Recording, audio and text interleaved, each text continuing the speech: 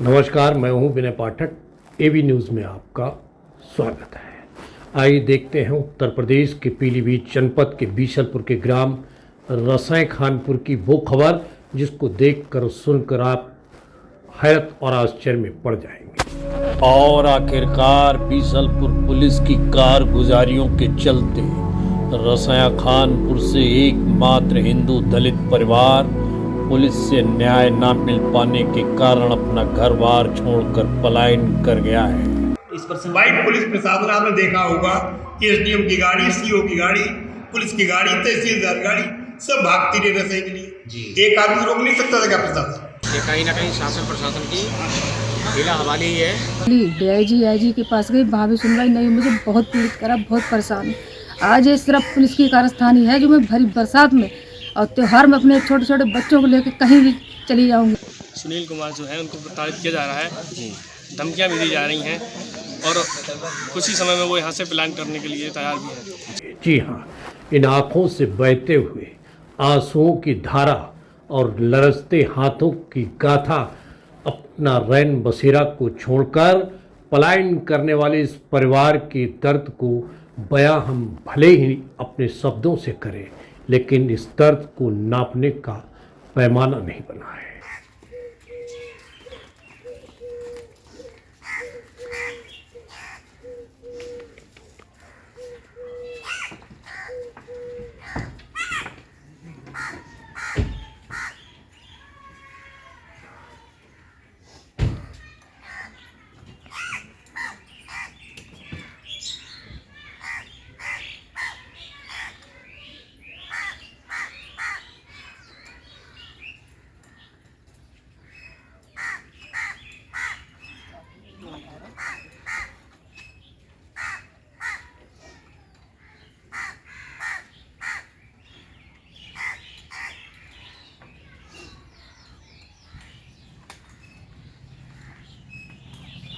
Plan किया भैया, मेरा 10 अप्रैल को एक बछड़ा काटा था चारा हमडों में।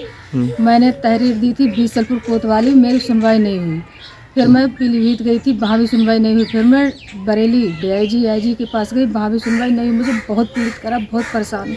आज ये सिर्फ पुलिस की कारस्तानी है जो मैं भरी बरसात में और त्योहार में अपने छोटे छोटे बच्चों को लेकर कहीं भी चली जाऊँगी। कहीं मेरा घर कहीं ठिकाना नहीं है। अब कहाँ जाएंगे आप लोग? कहीं भी चले जाएंगे, मेरा तो कहीं घर नहीं है, कुछ नहीं है। मरूंगी या जीऊंगी, कहाँ जाऊंगी? कहीं डूब जाऊंगी, ताल तलैया भरे। ये दर्द मिला है बीसलपुर पुलिस की वजह से, जिसने इस परिवार को न सुरक्षा ही दी न ही न्याय दे सकी, बल्कि पुलिस की झूठी कहानी के ऐसे जाल में इस परिवार को फड़फड़ाने के लिए मजबूर कर दिया जिसका दंश हमेशा इस परिवार के दिलों दिमाग पर नासूर की तरह इस परिवार पर छाया रहेगा। रसाया खानपुर से रामदीन का परिवार पलायन कर चुका है और छोड़ गया है पीछे कई ऐसे बुनियादी सवाल जिसको लेकर जवाब मिलना मुश्किल है, और बाबी ऐसे समय में जब पुलिस उसके सवालों के जवाब का पूरा ताना बाना अपने ढंग से दे चुकी हो। उत्तर प्रदेश में योगी आदित्यनाथ की सरकार है। ये सरकार न्याय सुरक्षा की गारंटी देती आई है, लोगों पर इसका विश्वास भी है, लेकिन इस दावे को तार तार होते तब देखा गया जब एक परिवार पीलीभीत जनपद के बीसलपुर के ग्राम रसाय खानपुर में मुस्लिम आबादी वाले क्षेत्र में एकमात्र परिवार न्याय और इंसाफ न मिलने के चलते डर और भय के माहौल में अपना घर बार छोड़कर अज्ञात प्रवास की ओर चला गया है। सूबे के मुख्यमंत्री तक ये आवाज पहुंची या न पहुंची हो, लेकिन पलायन करने वाला परिवार उनकी इस कानून व्यवस्था को लेकर पस्त होकर दहशत के साए में आखिर पलायन कर गया है। पूरे इलाके में प्रकरण चर्चा में है, लेकिन कोई खुलकर कुछ नहीं आवाज बुलंद कर पा रहा है। पहले उसके गौवंश की चोरी और फिर उसकी हत्या, और जब पुलिस में रिपोर्ट दर्ज कराने गया ये परिवार तो पुलिस का पुलिसिया रौब, थाने से दलित परिवार को भगा देना, ये दंश इस परिवार ने झेला था। बात यहीं पर समाप्त नहीं होती। गौवंश की हत्या को लेकर मुख्यमंत्री के यहाँ आत्महत्या करने की धमकी के बाद 55 दिन बाद रिपोर्ट दर्ज की गई और उसके बाद कार्रवाई करना तो दूर, उल्टे इसी परिवार को पुलिस और अभियुक्तों ने अपनी पटकथा में दागदार बता दिया है। कि तो आपने इनसे ये पूछा कि सुनील ने पैसा लिया या नहीं लिया, जो इन्हें 10-10 हजार की बात करी थी? ये मालूम है कि पैसा ना लिया था ना। आबिद हुसैन से मैंने पूछा, आबिद हुसैन का कहना है कि हमसे 1 रुपया ना लिया है और हमने देने के लिए जब कहा था तो हमें मना कर दिया कि तुमसे कोई पैसा ना लिया। ये चीज आप इनसे पूछें कि क्या इनने पैसा दिया था सुनील को? वो सब पूछ लिया। क्या बता रहे हैं? सारा ना लिया। नाना बताओ, कितनी जलालत वाली बात, बड़ा हमें साला बुरा लग रहा है। कमजोर लोग हैं, उस हिसाब से क्या नाम काम करना।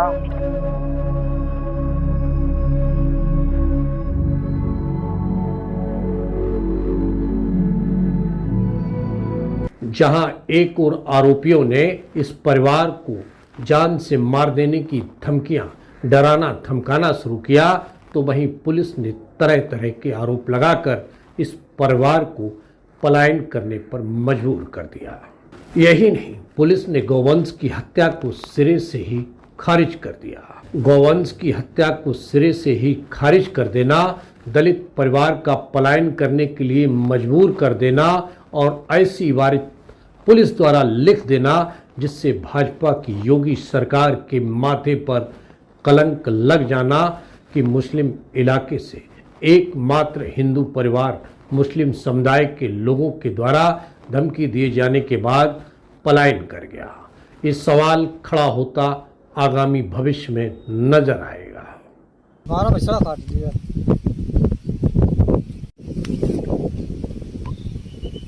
रईस खां हैं, मुन्ने हैं, आबिद खां हैं, कोई दूसरे क्या नाम है? हाँ, इनके साथ 3-4 लोग और हैं। हमको इनके बच्चे से पता लगा कि तुम्हारा बछड़ा काट लिया है। पुलिस से शिकायत करी, पुलिस कोतवाली ने कुछ हमारी सुनी नहीं।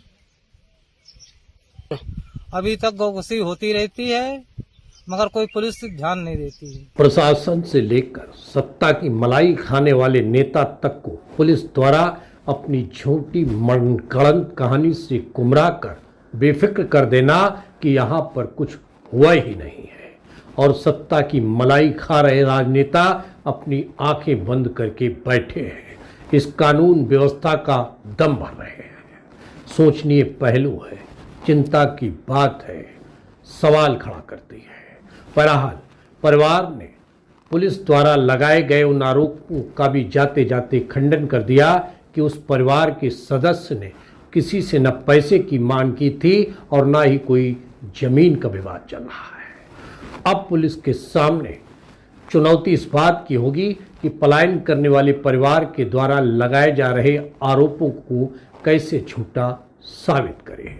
दलित परिवार का इस तरह से मुस्लिम बहुल इलाके से पलायन कर जाना क्षेत्र में चर्चा का विषय बना। हिंदू संगठन के लोग अब अपने ही संगठन पर निशाना साधने में लगे हैं। वाकई विश्व हिंदू परिषद के सच्चे वीर हैं, तो हमें सब लोगों को संगठित होके जो एक भाग के गया है उसको लाना चाहिए। और सबसे बड़ी निकम्मेपन की बात विश्व हिंदू परिषद की ये कि हम लोगों के बीच से वो भाग गया और सब देखते रहे। एक तरफ तुम ये भी दिखाते हो विश्व हिंदू परिषद संगठन बनाए घूम रहे, एक तरफ एक आदमी हमारा भाग रहा है, उसे हम रोक नहीं पा रहे। काहे का संगठन है? करते कुछ हो, दिखाते कुछ हो, मन में कुछ है और अंदर से कुछ और हो। लेकिन कोशिश के बाद पुलिस जो है उसको नकार देती है। काफ़ी दिनों से सूचना हो रही है कि एक हिंदू परिवार है उसको प्रताड़ित किया जा रहा है और उस पर अनडायरेक्ट रूप से तरह तरह से उस पर दबाव बनाया जा रहा है। शाम को कई लोग निकलते हैं, यहाँ तक मैंने सुना है कि तलवार वगैरह के साथ निकलते हैं, उससे मानसिक दबाव बनता है। बिल्कुल बदलाव होना चाहिए। अगर पुलिस प्रशासन नहीं सुनता तो उन्हें डिसमिस करना चाहिए। अभी रसिया खानपुर में ताज़ा मामला है जिसकी शिकायत एडी जॉन बरेली के लिए भी कही गई, लेकिन वो भी चुप बैठे हुए हैं, इस पे हाथ धरे हुए। सीओ साहब को अवगत कराया गया, पीलीभीत कप्तान साहब को भी अवगत कराया गया, लेकिन अभी तक उस केस का खुलासा नहीं हुआ कि आरोपियों से 25-25 हज़ार रुपये लेकर उनको बाइज्जत बरी कर दिया गया, जैसे इनके दामाद लग रहे हों।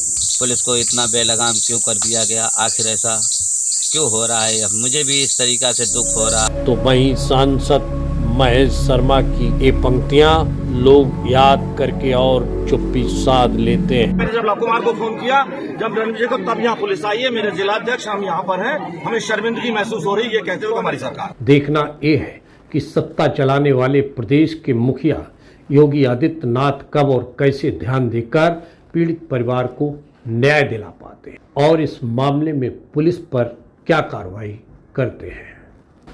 एबी न्यूज में खबरों का सफर करते हैं समाप्त। विनय पाठक को दीजिए इजाजत, हम फिर मिलते हैं नई खबर नए सफर के साथ। लेकिन चलते चलते गुजारिश, विनती, अनुरोध, यदि आपके आसपास कोई घटना घटित हुई है या फिर कोई समस्या है और आप उसे एबी न्यूज़ तक पहुंचाना चाहते हैं तो हमारी स्क्रीन पर दिखाए जा रहे नंबर पर सीधे संपर्क कर सकते हैं। साथ ही आपसे अनुरोध, आप हमारे चैनल को लाइक, शेयर, सब्सक्राइब करना ना भूलें। धन्यवाद, नमस्कार।